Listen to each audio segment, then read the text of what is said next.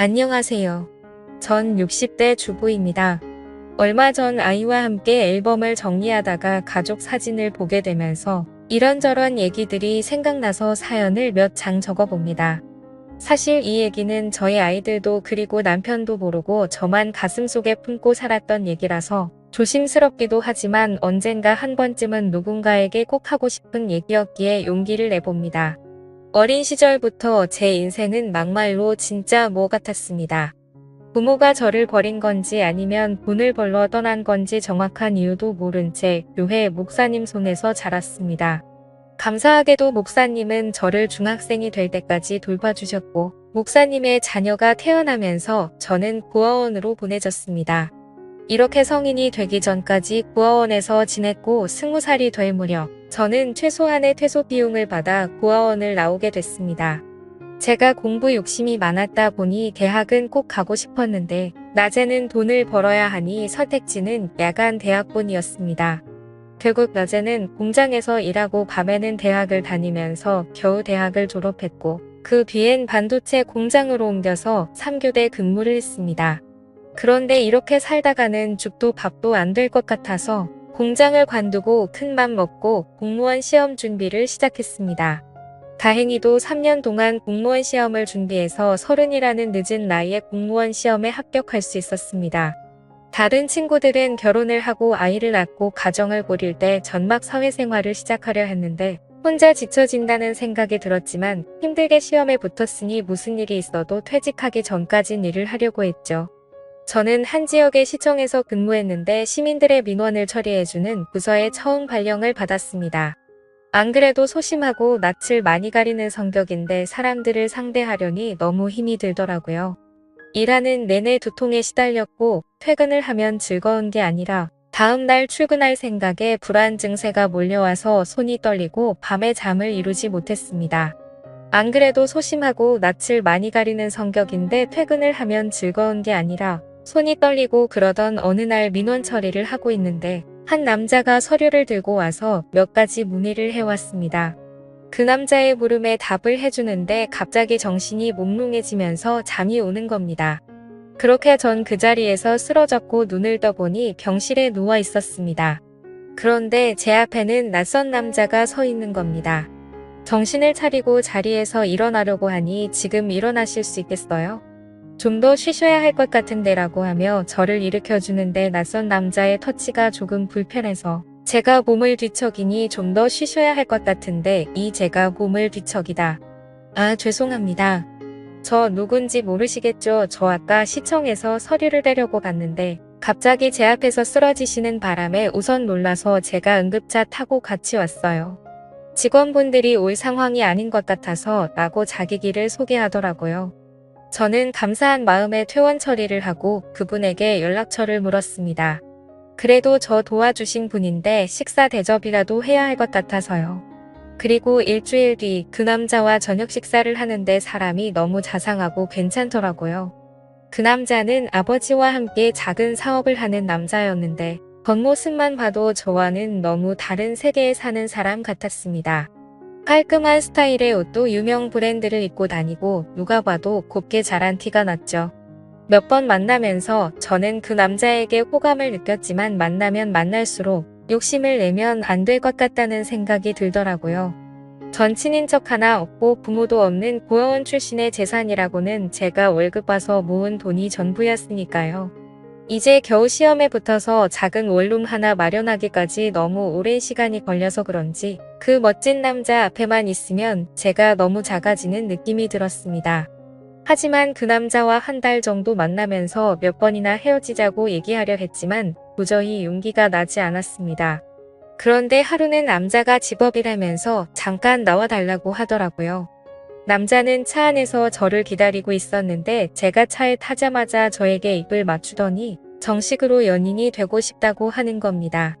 전 그 얘기를 듣고 펑펑 울어버렸습니다. 나같이 볼품없는 사람을 사랑해주는 사람이 나타나니 괜스레 눈물이 나더라고요. 전 그렇게 그 남자를 받아주기로 했고 1년 연애 끝에 저희 두 사람은 결혼을 약속했습니다. 저야 부모님이 안 계셔서 저만 좋으면 결혼을 할 수 있었지만 문제는 남자의 어머니였습니다. 결혼을 반대하는 이유는 단지 제가 고아라는 것 때문이었습니다. 어머님을 이해 못하는 건 아니었지만 고아가 된 게 제 탓도 아니고 저만 나보지도 않겠다고 하시니 솔직히 억울하긴 하더라고요. 하지만 아버지는 달랐습니다. 오히려 제가 고아로 자랐는데 혼자 공부해서 공무원까지 됐다고 하니 따고가 있어 보인다며 저를 먼저 만나보고 싶다고 하셨다는 겁니다. 이렇게 아버님과 처음으로 식사 자리가 마련됐고 저를 보며 환하게 웃어주셨던 미소가 아직도 생각이 납니다. 거기에 술이 한 잔 들어가니 저도 마음이 편해지고 아버님께서 저에게 도마를 놓으시니 마치 이 결혼을 정말 허락받은 것 같은 생각이 들었습니다. 아버님이 잘해주시니 저도 그만큼 해드리려고 정말 많이 노력했습니다. 결혼하기도 전이었지만 먼저 연락도 드리고 선물도 드리고 단둘이 만나서 식사도 하고 아버님은 그런 제가 정말 마음에 드셨는지 얼른 결혼식을 준비하라고 하시더라고요. 어머님은 자기한테 맡기라면서요. 결국 저희 두 사람은 아버님을 등에 업고 결혼식을 올릴 수 있었고 감사하게도 작은 신혼집까지 마련해 주셨습니다. 대신 조건이 있었습니다. 제가 몸이 많이 오약한 편이다 보니 아버님께서는 일을 관두고 남편은 애조하길 원하셨습니다. 대신 무슨 일이 생기면 본인에게 바로 얘기하고 책임까지 져주시겠다고 약속을 했지요. 저 말을 듣고 솔직히 고민을 안 했다면 거짓말입니다. 공무원이 되겠다고 고생한 3년이 주마등처럼 스쳐갔지만 저도 이제 남들처럼 가정이 생겼고 제 미래를 이 가족에게 바쳐도 괜찮을 것 같다는 생각이 들었습니다. 솔직히 남편 사업이 꽤 잘 되기도 했었고 적어도 돈 때문에 마음고생할 일은 없어 보였기 때문이죠. 전 사직서를 제출했고 시댁 근처에 신혼집을 얻어 남편과 행복한 신혼생활을 보냈습니다. 하지만 점점 남편은 변해가기 시작했습니다. 누구보다 저를 사랑해 줄 것 같던 사람이 외박은 점점 잦아지고 연락도 잘 되지 않았습니다. 제가 조금이라도 잔소리를 하면 바로 손이 올라왔고 폭력을 쓰려 하더군요. 전 그럴 때마다 아버님을 찾아갔고 아버님께서는 저 대신 남편에게 쓴 소리도 하고 혼을 내기도 하셨습니다. 그렇게 결혼 3년 차쯤 됐을까 드디어 사건이 터졌습니다. 점심때 친구와 만나기로 한 약속 장소는 남편 회사 근처였습니다. 친구와 점심을 먹고 남편이랑 커피 한잔 하려고 휴대폰을 꺼내든 순간 전 제 눈을 의심했습니다. 남편이 낯선 여자의 허리를 감고 길을 걷고 있더라고요. 멀리 있어서 흐릿했지만 분명 제가 아침에 챙겨준 셔츠에 신발 그리고 재킷까지 누가 봐도 남편이었습니다. 그 자리에서 남편에게 달려가 딱이라도 때리고 그 여자의 머리차라도 잡았어야 했지만 전 아무 말도 하지 못했습니다. 만약 이대로 이혼을 하게 되면 앞으로 어떻게 살아가야 할지 그저 막막하기만 했거든요. 그 일이 있고 난 뒤 남편의 바람은 더 과감해졌습니다. 대놓고 집 앞에 차를 세워두고 그 여자와 데이트를 하고 동네에서도 팔짱을 끼고 다니면서 부부 행세를 했습니다. 어찌나 유난들을 떨고 다녔는지 이미 동네에선 남편이 바람을 피고 있다는 소문이 파다할 정도였으니까요. 한 번은 동네에 부끄럽게 뭐 하는 거야 바람을 피려면 조용히 피던가 하고 먼저 한마디 던졌더니 황당하다는 듯 대답하더군요. 여자가 말이야 남편이 집에 오면 좀 살갑게 애교도 부리고 그래야지 목석처럼 앉아서 말 한마디 안 하는데 무슨 재미로 집에 오겠냐. 그래 저 말을 듣는데 기가 막히더군요. 마치 자기가 바람을 핀 이유가 저 때문이라는 것처럼 말을 하고는 문을 쾅 닫고 나가버렸습니다. 저는 저 말을 꺼내기까지 몇 날 며칠을 고민했는데 고작 돌아오는 대답이 저 따위라니. 이대로 집에 혼자 있으면 이대로 제가 죽어버릴 것만 같아서 누군가에게 위로받고 싶었지만 전화 한 통 걸 곳이 없었습니다. 전 결국 시댁의 모든 사실을 다 얘기했고 어머님은 남자가 사업을 하다 보면 그럴 수도 있는 거라며 그냥 잊고 살라고 하는 반면 아버님은 달랐습니다. 이 새끼 저 새끼 이대 담지 못할 험한 욕을 하시더니 남편에게 전화를 걸어 당장 집으로 오라고 하시더군요. 그날 밤 남편은 밤새도록 아버님에게 두들겨 맞았습니다. 마음 같아서는 당장 이혼이라도 하고 싶었지만 뱃속에 아이와 직장도 없는 제가 갈 곳이 없었기에 섣불리 이혼 얘기는 꺼내지도 못하겠다고요. 아무 말도 못하는 저를 보고 아버님은 허튼 생각하지 말고 신혼집 정리하고 여기로 들어와라. 내가 저놈은 무슨 일이 있어도 버릇을 고쳐놓을 테니 나만 믿고 들어와라고 하시더군요. 평소 아버님 말이라면 꼼짝을 못하던 남편은 일주일 만에 신혼집을 정리했고 저희 부부는 결국 시댁으로 들어오게 됐습니다. 아버님 말대로 시댁으로 들어오니 남편이 꼼짝을 못하더라고요. 그렇게 5년 정도 그 집에 살면서 아이도 출산했고 크고 작은 사건들은 있었지만 그냥 남들처럼 평범한 날들을 보냈습니다. 저는 평소처럼 아이를 어린이집에 데려다주고 집으로 돌아오는 길이었습니다. 깜박하고 열쇠를 안 가지고 와서 밖에서 문을 두드렸는데 인기척이 없는 겁니다. 분명 어머님이 집에 쉴 시간인데 아무 소리도 들리지 않길래 어머님께 전화를 걸었지만 받지 않으시더라고요. 괜스레 불길한 예감이 들어 열쇠 수리공을 불러 문을 열었습니다. 그런데 현관문을 여는 순간 저는 너무 놀라서 제자리에 주저앉아 버렸습니다. 어머님이 가슴을 부여잡고 문 앞에 쓰러져 계시는 겁니다. 놀란 저 대신 열쇠 수리공이 119에 신고를 해주었고 응급차를 타고 가면서 가족들에게 전화를 걸었습니다. 안녕하세요. 전 60세 전화를 받은 가족들이 모두 병원으로 모였지만 이미 병원에 도착했을 때 어머님은 심장은 멈춰 있었습니다. 평소 혈관 질환을 갖고 계셔서 건강에 주의를 했지만 급성 심근경색으로 돌아가셨다는 얘기를 듣게 되었습니다. 너무 갑작스러운 죽음 앞에 가족들 모두 슬픔을 감추지 못했고 아버님은 어머님 손을 잡고 펑펑 우셨습니다. 그렇게 갑작스레 어머님이 돌아가시고 난 뒤 아버님의 건강도 급격히 안 좋아지기 시작했습니다. 신우들은 이미 결혼을 해서 아버님을 모실 수 없다는 입장이었고 제가 집에 있으니 요양보호사는 부르지 말자고 하더군요. 결국 전 아버님과 함께 살며 아버님의 수발을 들었습니다. 매니마다 식사를 챙겨드리는 것은 기본이었고 관절염이 심해지셔서 거동이 불편하신 아버님은 휠체어 생활을 하셨는데 화장실에 가실 때나 밖에 볼 일이 있으실 때도 항상 제가 아버님을 모시고 다녔습니다. 솔직히 처음 오면은 왜 내가 이런 일을 해야 하는지 싶은 생각에 도망치고 싶고 아버님이 원망스럽기도 했습니다. 돈이 없는 집도 아니고 누가 나한테 월급을 주는 것도 아닌데 자식들도 안 하는 걸 며느리인 제가 하고 있으니 가끔 투정을 부리고 화를 내는 저를 보면서 아버님도 제게 죄스러운 마음이 드셨나 봅니다. 제가 짜증을 내도 아버님은 저에게 미안하다는 말을 달고 사셨습니다. 하루는 제발 요양원으로 보내달라 사정하시는데 저 때문인 것 같아서 눈물이 다 나더라고요. 결국 아버님께 제가 할 수 있을 때까진 모시겠다고 약속을 드렸죠. 그렇게 아버님을 모시고 산 지 15년이라는 세월이 흘렀습니다.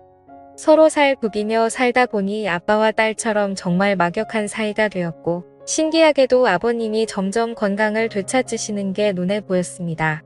낮에는 저랑 같이 밖에 나가서 같이 산책도 하고 바람도 좀 쐬면서 즐거운 시간을 보내는 반면 밤만 되면 저랑 남편을 빤히 저를 쳐다보시기만 하고 묻는 말에는 대답도 하지 않으시더라고요.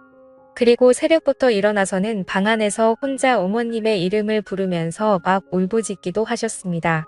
하루는 남편이 조심스럽게 먼저 제게 말을 꺼내더라고요. 여보, 내 생각엔 아버지 치매 같은데 좀 이상하잖아. 대답도 잘 안 하고 말도 잘 못 알아듣는 것 같은데 낮에 시간 될 때 당신이 모시고 병원 좀 가봐. 거참 노인네, 이젠 하다 머리가 말썽이네.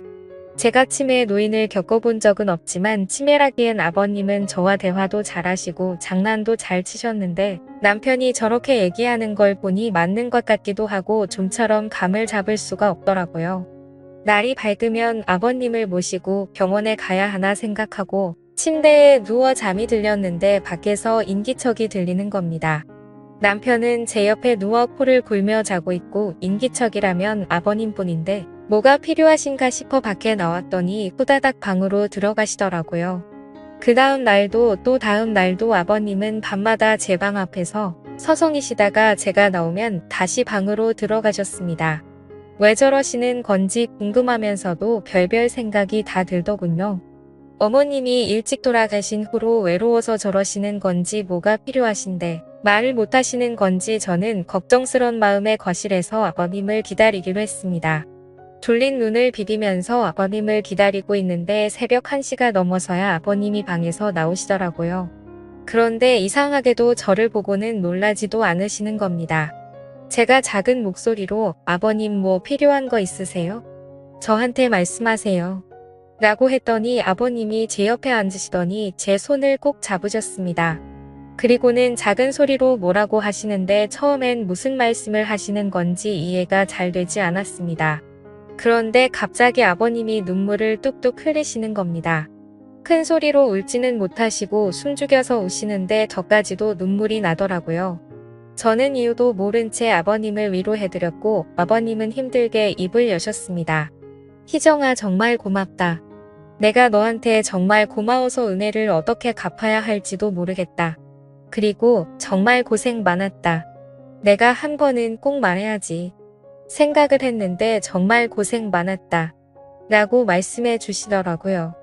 15년이 넘는 시간 동안 아버님을 모시고 살았지만 미안하다는 말뿐 고맙다거나 고생했다는 말은 한 번도 해주신 적이 없으셨거든요.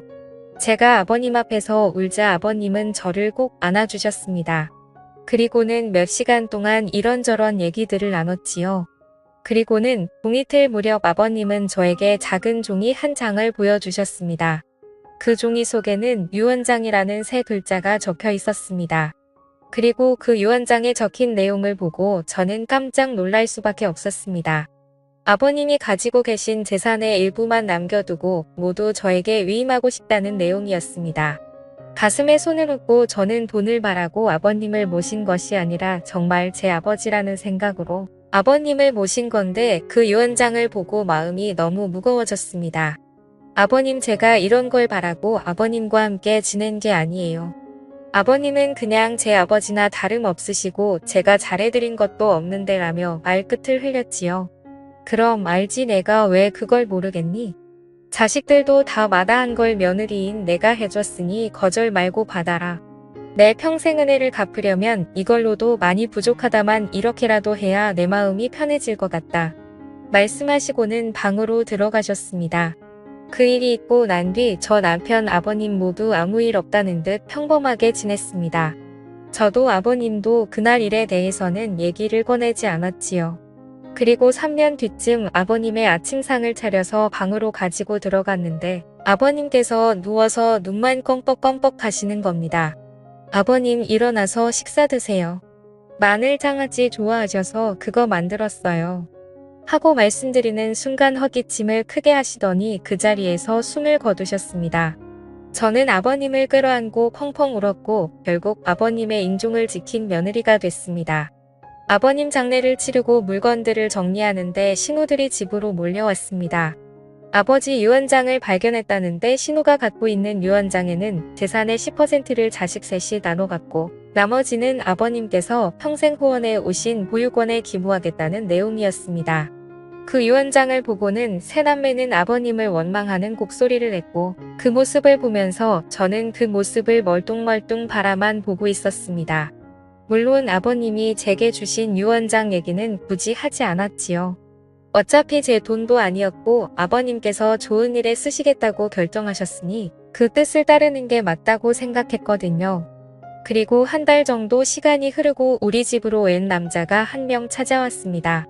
그 남자는 자신을 변호사라고 소개하고 작은 명함과 함께 재산 위임장과 이혼 서류를 제게 건네주었습니다. 알고 보니 살아생전 아버님께서 변호사를 통해 유언장을 미리 전달해 두셨고 재산 위임 조건은 남편과 이혼하는 것이라고 하셨답니다. 이 사실은 돌아가신 아버님과 변호사 그리고 저만 알고 있으니 걱정하지 말라고 얘기하시는데 전 그 자리에 주저앉아 펑펑 울어버렸습니다. 아버님 바람대로 전 짐을 싸서 그 집을 나왔고 아버님이 남겨주신 재산으로 작은 아파트 한 채를 구입했습니다. 그리고 남편에게는 이혼 서류를 우편으로 보냈습니다. 다행인지 불행인지 남편은 별말 없이 동의했고 저희 부부는 그렇게 합의하에 이혼을 하게 됐지요. 벌써 아버님이 돌아가시고 남편과 이혼을 한 지 5년이 지났습니다. 전 지금도 아버님 일이 되면 저 혼자 작게 제사를 지내고 가끔 산소에 찾아뵙고 인사도 드립니다. 비록 제가 며느리로 아버님을 만났지만 친부모보다 저를 예쁘게 해주시고 사랑해주신 아버님에게 기회를 통해 정말 감사하고 사랑한다고 말씀드리고 싶습니다. 아버님 정말 감사합니다.